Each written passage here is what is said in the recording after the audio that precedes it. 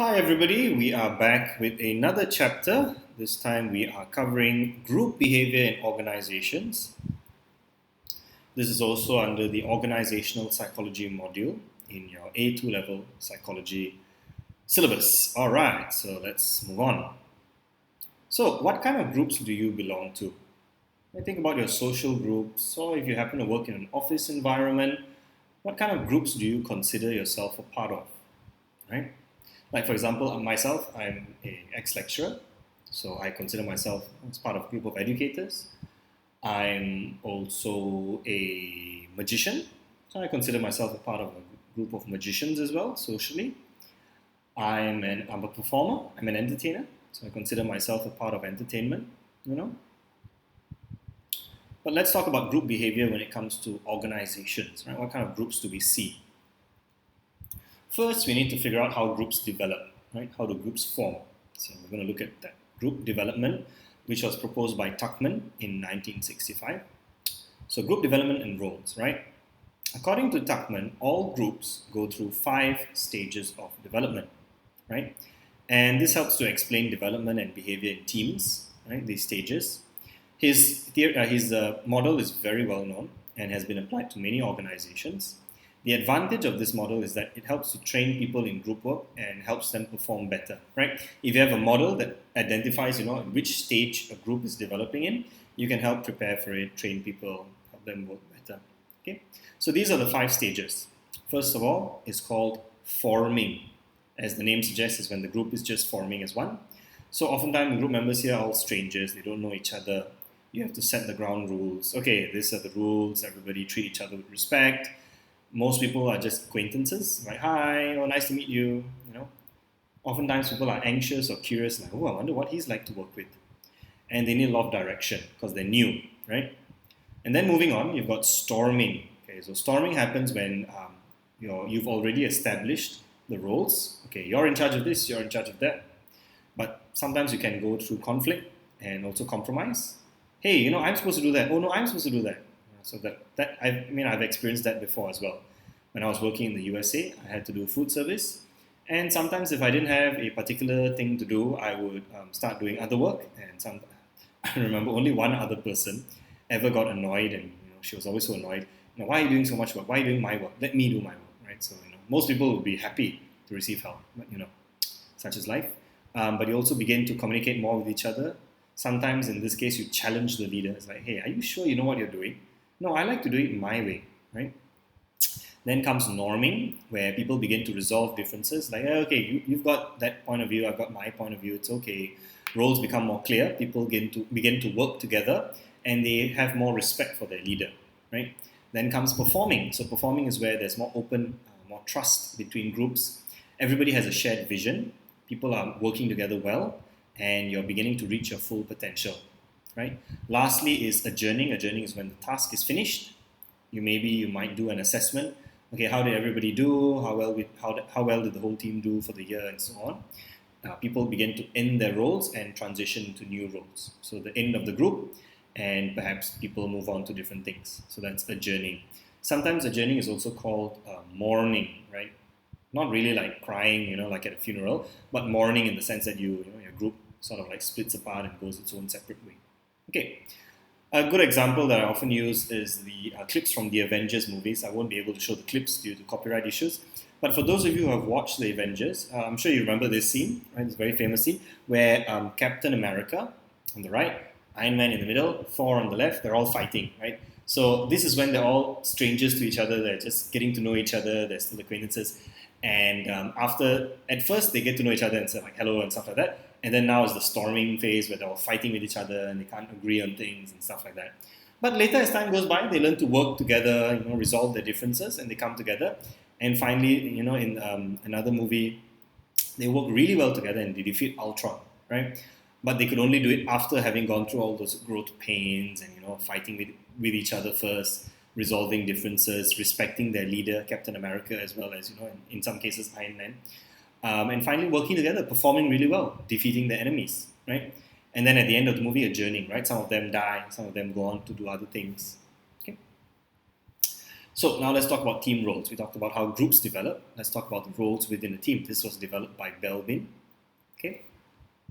So in an ideal team, people need to be prepared to take on different roles, right? There are three major role categories, which are action-oriented roles, people-oriented roles, and thought-oriented roles. Now, sorry, this was a video that I got on YouTube. You can find a video on YouTube which talks about the roles. I won't be able to show the video for copyright purposes, but you can find several videos online, and do watch those videos. They help to explain better, right? So action-oriented, there are three subcategories under here. First is called a shaper. As the name suggests, is the person who shapes the direction, I guess, challenges the team to improve. This person is usually dynamic, extroverted.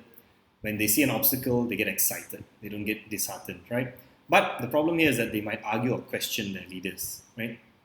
Implementers are people who put ideas into action. They implement the ideas. They come up with practical solutions.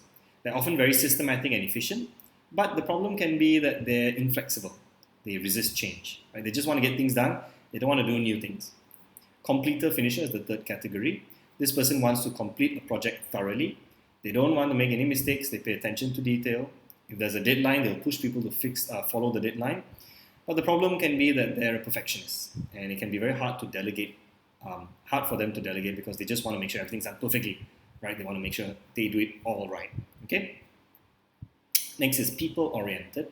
So people-oriented could be a coordinator. A coordinator is someone who is like a team leader role, right? They lead the team, they guide people to the objective, they delegate very effectively, but they may be manipulative to get people to do what they want, right? Next is a team worker. A team worker provides team support. Hey, we're doing a great job. Keep it up, keep it up. They're diplomatic, flexible, popular for team cohesion, right? So this is the kind of person who keeps the team together. Everybody likes them, right? But they can be indecisive or they struggle to commit, right? Lastly is the resource investigator. This person is innovative, curious. They explore a lot of options. They want to develop contacts, right? They're enthusiastic, and they want to always focus on the external stakeholders. Stakeholders are basically people who like invest in the company. They want to please everybody, right? But the problem is that they may lose enthusiasm quickly, right? They're always looking for stuff, but it might be difficult in times. Okay. Lastly is the thought-oriented person. Firstly, might be a plant. A plant is a person who's creative, comes up with new ideas, right? Just like how a plant grows, right? They can be introverted at times. They like to work alone, and sometimes come up with impractical solutions. But they thrive in an environment filled with praise. They struggle when they face criticism, right? Monitor evaluator is next. This person likes to analyze and evaluate ideas. They're shrewd, objective, and specific, right? They know exactly what they need to do. They like to weigh the pros and cons, right? They like to evaluate, right? What's the benefit of doing this? What's the cost of doing it? But this can make them very detached, very unemotional, right? Someone who likes to analyze, but there's no emotion. Lastly is the specialist. The specialist has very specialized knowledge, right? They want to get the job done. They are very proud about their skills and their expertise, but the problem is that when they focus on the technicalities, they tend to lose the big picture. Right? They get preoccupied with the little details. They tend to forget about the big picture and they get overwhelmed. Okay, which one describes you? Are you someone who's action-oriented, people-oriented, thought-oriented? I think personally for myself, I'm a mixture of people and action-oriented. I love working with people and supporting them. But I also want to get things done, right? I want to make sure things at the end of the day succeed. Now, how do we measure people in their team roles? This was also developed by Belbin, right? Belbin came up with the Belbin Team Role Inventory. He uses it to assess how people behave in a team environment, right? It is a type of self-report for people to evaluate their own behavior, but it also includes observers' feedback, right? So you ask your colleagues to give you feedback as well. It is not a measurement of personality, which is why people don't usually consider this a psychometric test.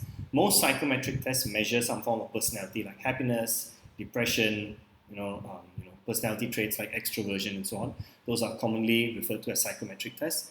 Belbin's inventory is a measurement of behavior. So we don't really call it a personality or psychometric test.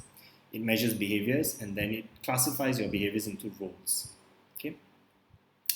It has good reliability and validity, but it's not classified as a true psychometric measure, right? Because it measures behavioral categories rather than psychometric concepts on a spectrum. Okay. It's also copyrighted. It's one of the very few scales that I can't actually find the full scale because it's strictly copyrighted, right? So you won't have to, find the scale and memorize the entire scale for exam, but you can find a few examples of it. So the Belbin team roles, as you can see, 1, 2, 3, 4, 5, 6, 7, 8, 9. So in 9 in total, the 3 main categories, and each of them have 3 subcategories. There are 9 team roles. Here's a sample of the report. So you can actually go to Belbin's website, Belbin Team Role Inventory website, and you can find samples of the report. So they show things like this. You see that? It says this report is based on your self-perception plus 6 observer assessments. So what you think plus your 6 observers, perhaps your colleagues and stuff like that.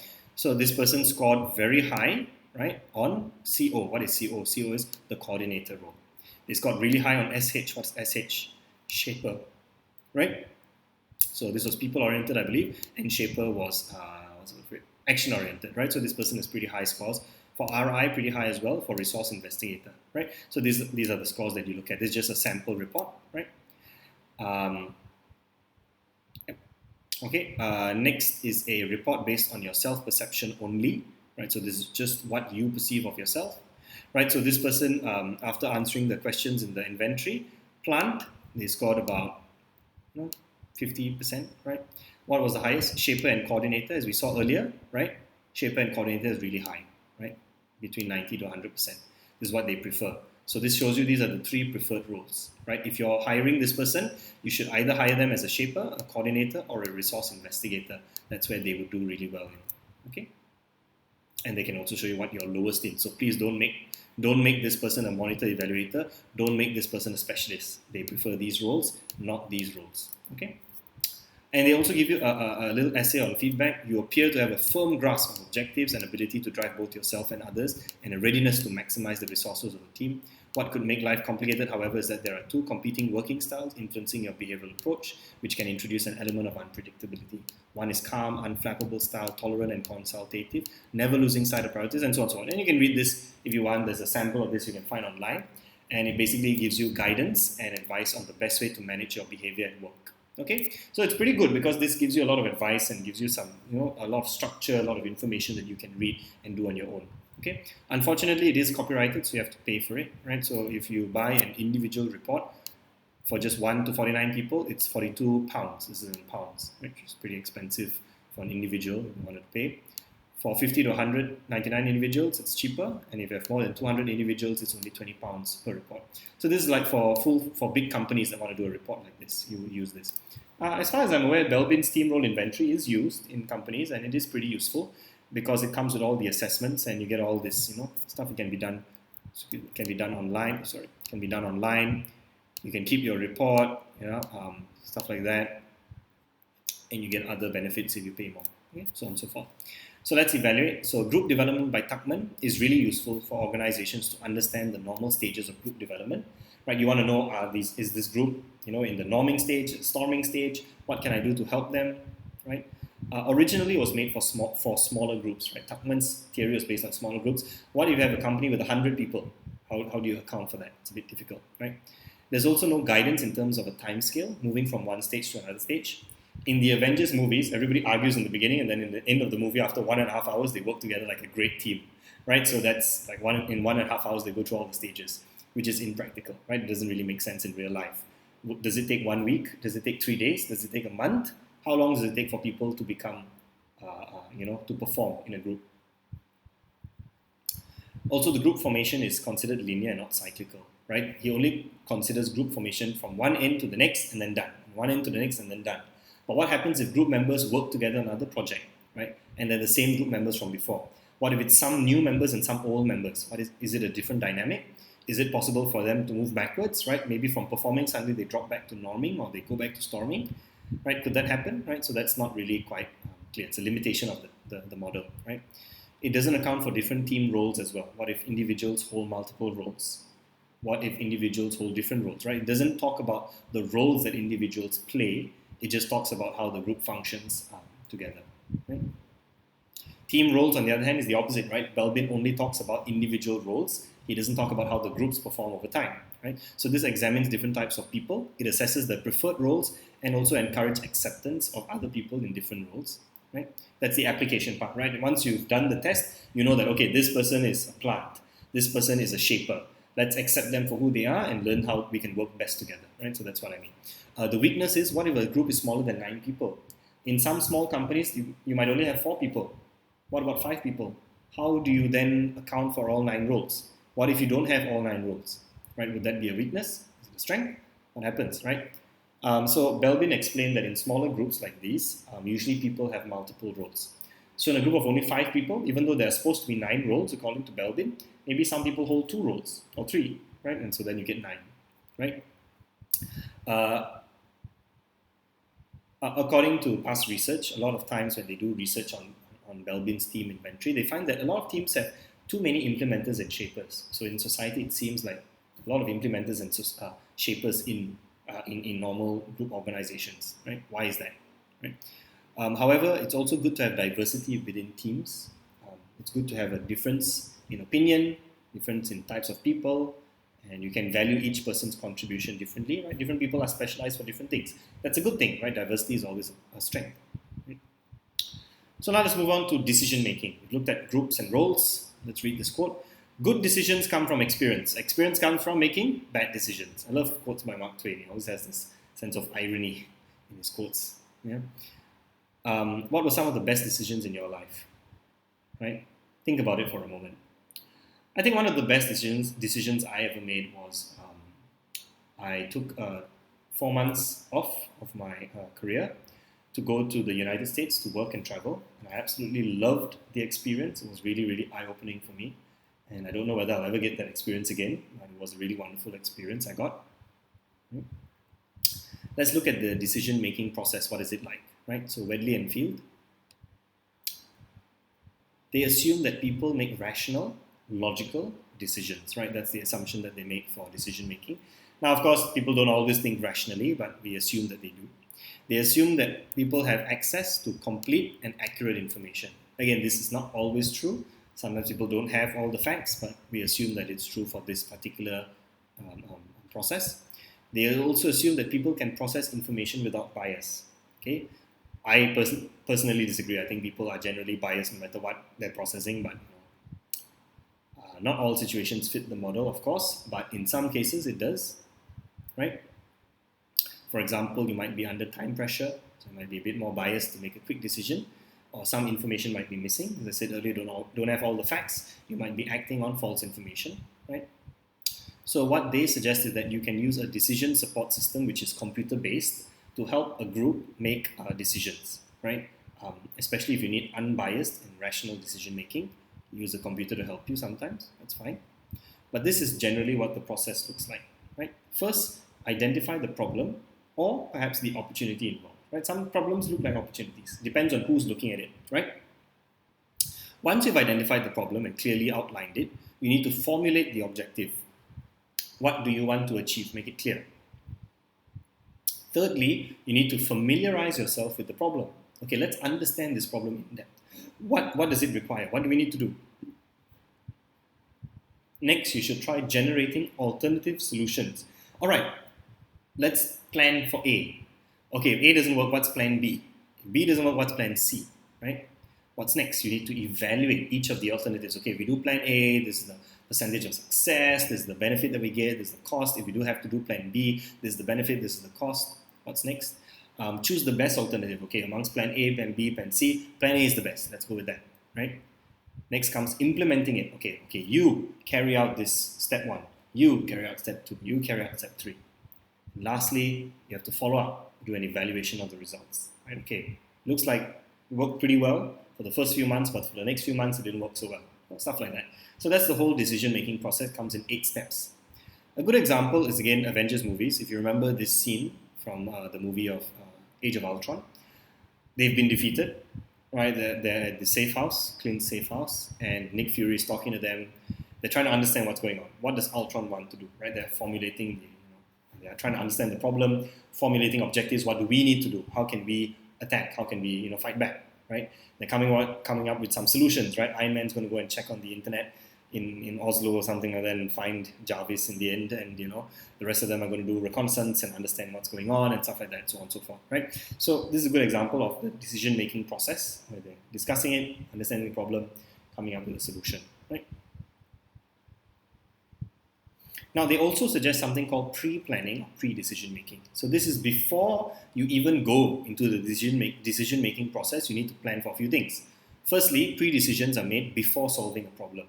So before you even talk about the problem, why do you need to pre-plan? Well, because once a decision is making starts, it's hard to stop and bad decisions may end up being made, right? So once you start discussing the problem and formulating objectives, and you're in that process, it's hard to change, right, quickly. And so it's good to pre-plan certain things before you go out making decisions, such as, for example, deciding what type of leadership you want to use when going into this problem, or who is going to be involved. Okay, I want to use democracy. Let's all focus on using a democratic style of leadership when we're going through discussions. Who are we going to involve? Okay, let's involve the CEO, the CFO, the management team. Let's involve only these people. We don't need to involve the staff, right? How are you going to gather information, right? Are you going to ask people? Are you going to do surveys? Are you going to, ignore all the information and just go with your gut feeling, right? So you have to decide how you're going to do these things, right? Who are you going to contact, right? How are you going to contact them, right? Who's going to be involved and stuff like that, right? How are you going to generate alternatives? Are you going to draw up the cost and the benefit?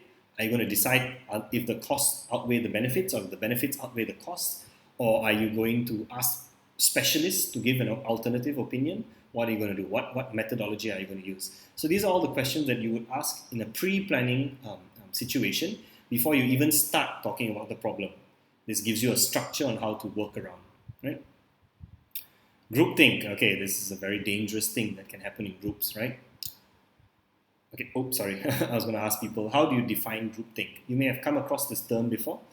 You often see this in organizations where everybody just follows one opinion and nobody questions that opinion, right? Oftentimes in cults, right? Cults have a lot of groupthink. Everybody just follows the cult leader, sometimes even up until their death, right? And nobody questions it.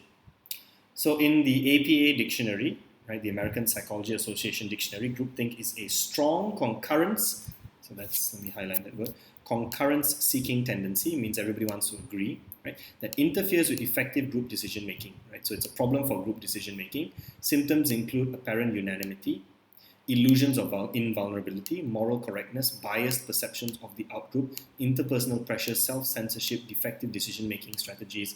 Causes are thought to include group cohesion and isolation, poor leadership, and the steps involved in making decisions, identified by Irving L. Janis. So this is really cool because Janis did the research and the APA uses Janis's research as their definition, which is really, really cool. I would love to, if I was a specialist in my field, to have the APA honor me by using my definition, right, as the official definition for what groupthink is all about. So concurrency seeking, as I mentioned earlier, is the need to agree, right? And it interferes with group decision making. So let's look at it in more detail. A simple way of defining groupthink is making poor decisions as a group because people usually want to conform with a group. I asked you earlier in the lecture, what groups are you a part of, right? If you're part of a social group, chances are if 9 of your friends say A, you're probably going to say A as well, right? If 9 of your friends want to watch, a movie, you're probably going to watch the same movie with them. You're probably not going to go against the group, right? People like to conform, feel part of the group. Hence, this results in irrational and dysfunctional decision making, right? So it can be a problem. What if 9 people are all wrong, right? You shouldn't agree with them, right? You should stand up if it's wrong, right? The group makes the decision that individuals will not have made, right? Oftentimes this happens in cultic behaviors, in cult groups where they say like, okay, we need to sacrifice this person. If you are an individual and not participating in the group, you'll be like, that's wrong. Why would you want to kill someone? That's completely unethical. But because the group has decided it, everybody conforms and agrees, it seems okay. Right?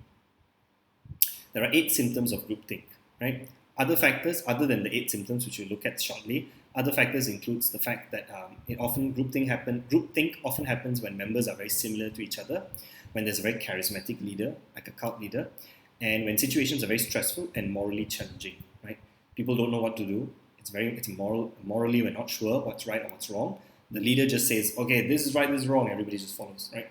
So those are some of the other factors, but let's look at the 8 main symptoms, okay? These are the symptoms of groupthink. Firstly, illusions of invulnerability. What does the word invulnerable mean?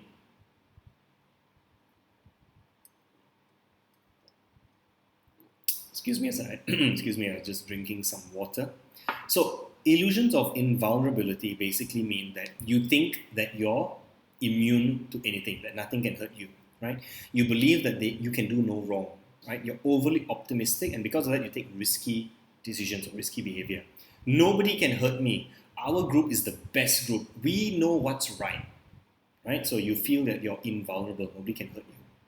Unquestionable beliefs, right? There's a lack of questioning, especially when it comes to things like morality, and people don't consider the consequences, right? No, my leader is right. You can't question him. Whatever he says is the law, right? So oftentimes you find that in cultic groups where they don't question the morality of their leaders, right? They don't consider the consequences. Rationalizing rather, is where they ignore warning signs and assume that everything's okay. Hey, people are talking bad about us. No, I think it's fine. We're doing the right thing, right? It's fine because our leaders are experts. They've got the right opinion. We need to assume everything's okay. Stereotyping, they tend to stereotype others. They ignore the outgroups, right? People who don't agree are known as the outgroups. For example, let's say you're part of a group of people who believe the earth is flat, right? And so outside of that group, you might think that anybody who believes the earth is round is an idiot, right? So you stereotype that people who believe the earth is round, they're all brainwashed. They don't know what they're talking about, right? So that's a stereotype, right? And that's a symptom of groupthink. You only support your own group. Everybody else who disagrees with your group, they're stereotyped as being stupid, brainwashed. You ignore them, right? Self-censorship, right? Where you ignore your own doubts and others are not worrying, so you shouldn't be worrying, right? Maybe the world is round, but you know what? People around me are not worried about it. I guess the world must be flat, right? So you ignore your own doubts, right? If you do, your own study and you try to ask yourself, is the world round or is it flat? And you ignore your own doubts about it and you just agree to what the leader says, right? Mind guard. Now, mind guards are self-appointed censors that hide problematic information. If you go on Netflix, you can actually find a documentary. I can't remember the name of it, but it has to do with flat earthers, and they interviewed flat earthers and they found out information about them. And what was interesting was that these flat earthers actually tried to, or rather they did scientific experiments to prove the earth was flat. The funny thing is, the evidence that they found actually showed that the earth is round, not flat, right? They did the scientific studies, which they themselves set out to do, and the evidence clearly showed the earth was round, but they ignored it. Members of the community kept it quiet to try and censor that information because it was problematic. Right? The evidence shows the earth is round, but they want to believe the earth is flat. There's illusions of unanimity, right? So the group seems to agree and nobody challenges it. Right? So this is an illusion, right? In fact, in any group, there might be people who doubt. But it gives you the illusion of unanimity. Unanimity means everybody agrees if nobody stands up and challenges the group. Right? So you assume that everybody's agreeing, must be unanimous, everybody must be agreeing, right? And also direct pressure to conform, right? Those who disagree with the group are labeled as being disloyal, right? If you're in a flat earther society group, if you disagree and say, you know what, guys, maybe the earth might be round. Oh no, we are going to ignore you, we're going to block you, we're going to remove you from our group. You're a traitor, you don't know what you're talking about, right? So that happens when you have a pressure to conform. If you don't conform, you'll be kicked out of the group. That can happen in a lot of cults, okay? Now, here's the interesting challenge for you to think about. Can groupthink have benefits? We've looked at all the symptoms of why it can be problematic, but is it possible to have benefits? Now, this is where I usually challenge my students to be critically, to think critically, right? You should be able to argue both points of view if you can. And groupthink can have benefits, right? Some of the benefits, for example, let's say you're in the middle of the COVID-19 pandemic and you need to make fast decisions to save your business. Sometimes you just have to get everybody to agree. And if everybody agrees, you know what? Decisions can be carried out very quickly. Yes, it's good to question your leaders sometimes, but if everybody starts questioning why this, you can't get a decision made quickly. And if you're in the middle of a pandemic, sometimes you need to make quick decisions. Also, when you have a very big, difficult task to do, right? Something that's very monumental, very difficult to do, it's a lot easier if you have a bit of groupthink where everybody just agrees and does the task together without questioning. Why? Because it makes it more efficient, right? So in some cases, groupthink can be beneficial, right? But generally speaking, personally, I also feel that it's not a good thing to have. So what are some of the strategies to reduce groupthink? First of all, you can give members the ability to express ideas and argue.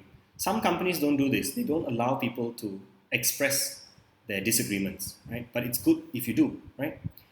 Sometimes you need to break up people into smaller independent teams. That's important, right? Because what happens is that when people are in a large group, there's a lot more pressure to conform and everybody just sort of like silently agrees. But in a smaller group, people are more likely to voice out their own opinions. They feel like more like individuals and less like part of a group. Leader should not be too forceful in their views. So if a leader is very forceful, groupthink tends to happen, right? Especially at the start of a group, right? So if you're forming a group for the first time, you should let people also develop their own views. If you force your view down their throat, that can result in groupthink, right? It's also important to have someone play the devil's advocate, right? The devil's advocate is this idea, right, where you are the only person in the group that disagrees, right? Everybody else says yes, yes, yes, it's a great thing, but you are one person group who is like almost like hired to be the person who disagrees. Why? Because if nobody disagrees, there's no critical thinking that goes on. So sometimes you have to play that devil's advocate. It encourages a critical perspective. Don't just take everybody's word for it. Think about it yourself. Challenge it, right? There's actually a movie. Oh, sorry, I didn't put it in. Did I not put it in? Excuse me. There's actually a movie that I wanted to show my students for this. I don't know whether I think I showed them in class. But a good example of the devil's advocate is in the movie World War Z. There was a scene where the protagonist was in Israel and asking a leader there, how did you know that the zombies were coming, right? Because World War Z is all about zombies attacking. And the leader in Israel, he said that he was the 10th man or something like that. He played the role of the devil's advocate, where 9 people read some information about zombies and thought that it was just a hoax or just something nonsensical. But he was the 10th man, and the role of the 10th man was to believe that the information was true, that when people said zombies, it really meant zombies, right? So he played the role of the devil's advocate. That's helped them, protect people better. Okay. Now, let's talk about some cognitive limitation and errors, right? By Forsyth in 2006. When it comes to decision making, what are some of the limitations and errors that we have? Individuals in groups tend to have, I believe it's lower cognitive demands. Yeah, in groups you don't have to think very hard, right? Everybody else sort of like just follow the group. You don't have to think critically, right? At the same time, cognitive and emotional bias can also affect decisions, right? If you're in an emotional state of mind, you've just suffered an emotional loss, it can affect your decisions. You don't think rationally, you don't think logically, you think emotionally, which can be bad, biased. 3 possible biases that are commonly seen are the sins of commission, sins of omission, and sins of imprecision. Right? Sounds very fancy.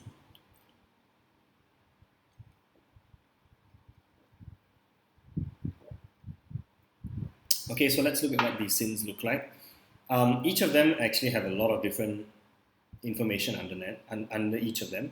I usually tell my students to go and find out more because it can be very, very, what's the word for it? It's a little bit too much to discuss all of them with each and every subcategory at one go. So I'm just going to show you a brief summary and then you can go and look them up more online. A sin of commission, first one. Right? A sin of commission is something that you, the word commission that means it's an active sin. It's something that you actively do that is a problem, right? It's something that you have to actively do. So for example, misusing information, misuse of information, sunk cost bias, extra evidentiary bias, and hindsight bias. Okay, so I'm not going to discuss each of them because it'll take too long. So what you can do is you can go on Google, look up each of those biases and understand what they are. They are usually biases that have to do with some kind of activity that you're doing. That's why it's called a sin of commission, right?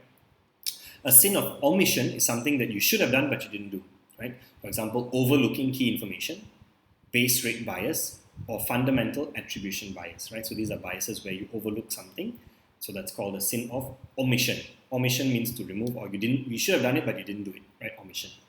The third one is sin of imprecision, right? Imprecision means something that obviously is not precise, right? You're not making it, you should be specific and precise in your, decision making, but you're not. So that's a sin of imprecision. Overuse of heuristics. Heuristics is basically taking shortcuts when it comes to the way we think. For example, instead of thinking deeply about a situation, You just think about it as quickly as possible and use whatever information is at hand, and you may end up making a bad decision, right? Based on heuristics. Conjunctive bias, representativeness heuristic, those are all heuristics. A good example of a heuristic is a stereotype, right? People often use stereotypes to classify different groups of people, especially by ethnicity or race.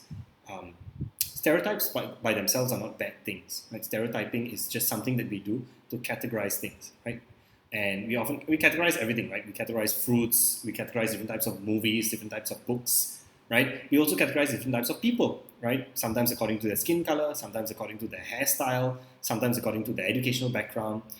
By categorizing by itself is not a bad thing, but it can result in a heuristic, right? If we just look at people on their category, but not as an individual, right? If I see you by your skin color, but I don't think of you as an individual, I make bad decisions. Oh, that guy can't be trusted because he had that particular skin color. Or that person must be a very smart person because he has that particular skin color.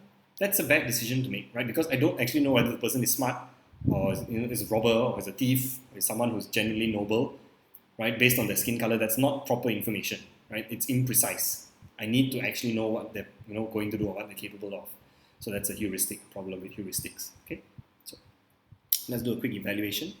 The decision-making process is good for identifying strategies, to helping people pre-plan before making decisions, and it also encourages using computers to help you make computer-based decisions. Computers are unbiased, logical, right? So it's good. What else? Groupthink, that's a problem, right? Janice, 1971, outlined groupthink. What are the symptoms, right? How can you avoid groupthink risk? By identifying, okay, these are the 8 symptoms, how can we avoid that, right? But also evaluating it that, sometimes groupthink can also be useful, right? So keep that in mind. What are some of the cognitive limitations and errors people have? How can you reduce possible bias in an organization? If you know that people can be imprecise, how can you make them more precise? Having a structure in place whenever decision making is going on, making sure that people do things in a scientific or precise manner, right? To help reduce the use of heuristics, right? Prevent, reducing bias, stuff like that. Okay, let's talk about group conflict. So 10% of conflicts are due to differences in opinion, 90% are due to wrong tone of voice. Do you agree with this? I really agree with this. I think oftentimes people communicate more through non-verbally, right? You can disagree with someone, but if you disagree with them in a positive and upbeat tone of voice, they're usually okay with it. But if you disagree with them in a harsh, you are wrong, you are so stupid, right? So obviously they're not going to take it really well, right? That results in conflict. What kind of group conflicts have you been in? Have you ever been in a group conflict before? One of the memorable ones I've been in is where, remember a group member I had a group assignment for university. She didn't do any work. She barely did anything. She submitted her assignment. Usually people submit different parts of an assignment in a nice Microsoft Word document, formatted properly with good references. She submitted it to me in a notepad, and her only reference was dictionary.com. Basically not even half-hearted work. It was terrible work, right? I had to rewrite the entire assignment on her behalf just to pass. So there are different levels and causes for organizational and interpersonal conflict. Let's look at levels and causes. 3 types of conflict. Intra-group, so this is between a group. So this is people within the same group having a conflict. So that's why I call intra, within the same group. So let's say within the Avengers, people are arguing, right? So it's in one group, the Avengers are one group of people, superheroes, right? They're all arguing with each other. They have conflict with each other, right? So that's intra-group conflict. Inter-group conflict is 2 different groups, but they could be in the same organization. So for example, if you watch the movies, you know that the organization SHIELD was actually infiltrated by Hydra. And so some of the agents are Hydra agents and some of them are SHIELD agents. So it's actually 2 groups, but they're sort of like in the same organization. Or you could say, for example, in a company, human resource group is fighting against the accountancy department, something like that, right? So inter-group. Inter-individual is 2 or more individuals in the same group. For example, Captain America versus Iron Man, right? If you watch the Avengers movies, Captain America fights against Iron Man, in some of the climatic scenes. And they're in the same group. They're both part of the Avengers, but there's a lot of conflict between those 2 individuals. Okay. So yeah, I didn't put the pictures in, but Avengers arguing, Hydra versus SHIELD and stuff like that. Inter-group, intra-group, and so on. Personally, I think Cambridge has a little bit of overlap between some of the definitions, but that's the best way I can define them for you. Okay. All conflict interferes with achieving goals, right? Conflict is bad, generally speaking, right? Organizations want to try and keep conflict to a bare minimum, So according to Reggio, there are two broad causes for conflict: organizational and interpersonal. These are the two main causes of conflict. Positive and negative effects of conflict. What are the positive effects of conflict? So Pruitt and Rubin said conflict can be good for change, right? Sometimes in small organizations, you need conflict in order to implement change easier, right? You need to be open to implementing change, open to accepting conflict. Resolving conflict helps to strengthen unity and commitment to goals, right? So even though people might argue, after they finish their arguing, they come back together, okay guys, let's get together, let's solve this problem, and that can actually strengthen unity and can help the group become more committed. Right? Do you guys remember which stage talks about conflict in group development? By Tuckman, doing a bit of revision here. Tuckman stages, there's the forming, there's the storming, right? The storming talks about group conflict, right? And then later, at the end, they finally perform, right? The performing stage, where they get together and, figure it out. Conflict may also help to avoid risky decisions and groupthink, as we saw earlier. It's good to have conflict so you prevent people from agreeing together at the same time. Yep. And maybe conflict can also result in creative and innovative solutions, right? Allowing people to create conflict. They're like, no, this is wrong. We should do it like this. And people are like, hey, what if we combine this? Oh man, what this is a more creative solution, right? So that can help. Right? Healthy competition, right? Can you think of an example of organizations which have healthy competitions? Right? For example, they might, maybe give a reward for the top salesperson for the month. Right? If you give them a reward, that can result in healthy competition. It can result in unhealthy competition as well, but oftentimes it encourages people to compete in a healthy environment to do the best for the company. What about the negative effects, right? Conflict distracts workers and reduces productivity, right? If everybody's fighting, you can't produce things, right? It wastes time, right? Everybody arguing, it wastes resources, it wastes money, right? Organizations don't like that. It's a waste of time.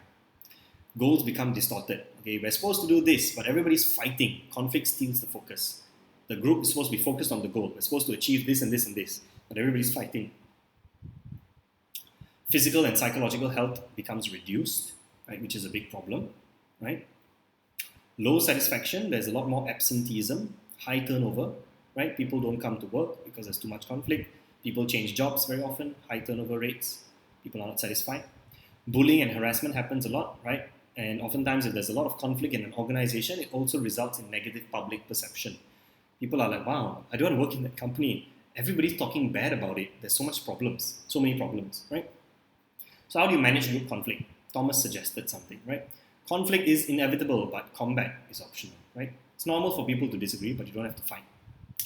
How would you manage conflict, right? Let's say, sorry, I'm missing the word you, but a group member in your group ignores messages and doesn't do their share of work. What do you do? How do you solve this conflict? Okay, so managing group conflict, 5 strategies have been identified. These are the strategies. Number 1, competition, right? This is where conflict continues until there's a winner or loser. You just allow the conflict to continue until people are exhausted, and at the end of the day, there's one winner or loser. Okay, fine, the winner wins his way. Let's follow the winner. That is one way of managing it. 2, you accommodate. So accommodate is actually accommodation. Right? I just shortened the word. Someone sacrifices, and this can be effective in reducing conflict. Okay, fine. I'll just go with your opinion, right? I sacrifice my opinion. Let's just follow what you want to do. So I accommodate that person's opinion. Accommodation. The third one is compromise, right? Compromise. You give up something on both sides, and both people have to give up something that's comparable.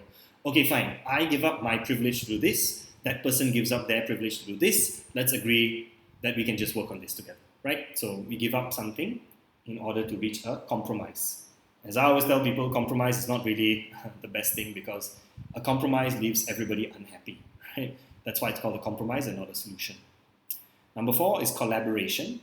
Everybody, let's work together to overcome the conflict. Yes, we're arguing, but you know what? Let's work together. So this is like the Avengers, right? The Avengers are arguing with each other. You can't do this, you can't do that. You know what? Why don't we work together? Then we can overcome. Okay. The 5th one is avoidance. You know what? I'm just not going to talk to this person. I'm going to suppress everything. I'm going to withdraw. This is where conflict is not actually resolved, but what you give people is a cooling off period. Everybody's fighting and arguing. They're like, okay, stop. 5 minutes, time out. Let's just not argue, not talk about this. You go into that corner, you go into that corner. Okay, fine, cool off. Right? Sometimes that can help. The last one, comes after this. It comes kind of from this experiment. Right. So this was a very famous psychological experiment, which is called the Robbers Cave experiment. What happened was this experimenter brought a group of young boys together, and he brought them almost like for a summer camp. He made them split into two groups where they had to fight against each other in various challenges. So he created group conflict by saying this group has to compete against that group for limited resources like food and water and stuff like that. And both groups got quite hostile towards each other. They would, damage each other's stuff. They would fight against each other. They got quite physical. And at times they had to intervene and separate the two groups. And so amongst all that conflict, how did they resolve the conflict was by giving them something known as a superordinate goal, right? So in all the other daily challenges and competitions, there would be one winner and one loser. But the superordinate goal was this. The experimenters disabled the water supply, if I remember correctly.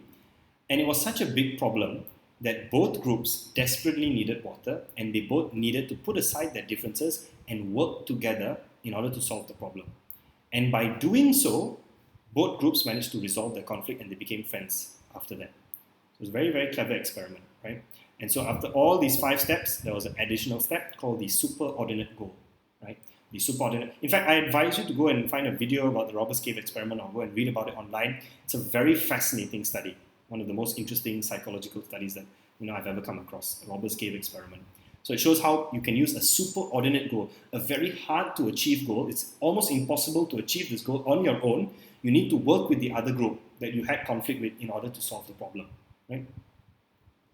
So let's evaluate. Riggio identified if conflict is individual versus situational. Or you can go back and look at the slides and see what about that conflict could be individual versus situational factor.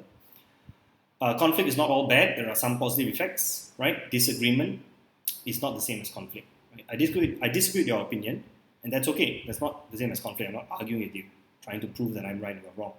Managing conflict is important. There's a lot of application when it comes to reducing conflict. Organizations don't like conflict, so how can we reduce it? Right? So there's a lot of good application when it comes to reducing and managing conflict. A lot of useful strategies as well. The 5 strategies, or rather the 6 strategies that we looked at, very useful for real life application. Right? Okay, that's it. Thank you so much for listening. And once again, my name is Ross. Please help me out by liking, commenting, and subscribing. I really appreciate it. Share it with your friends as well. If you feel like donating, I do all of this for free, but you're more than welcome to donate towards me if you feel generous and blessed to give. Thank you very much. See you guys next time.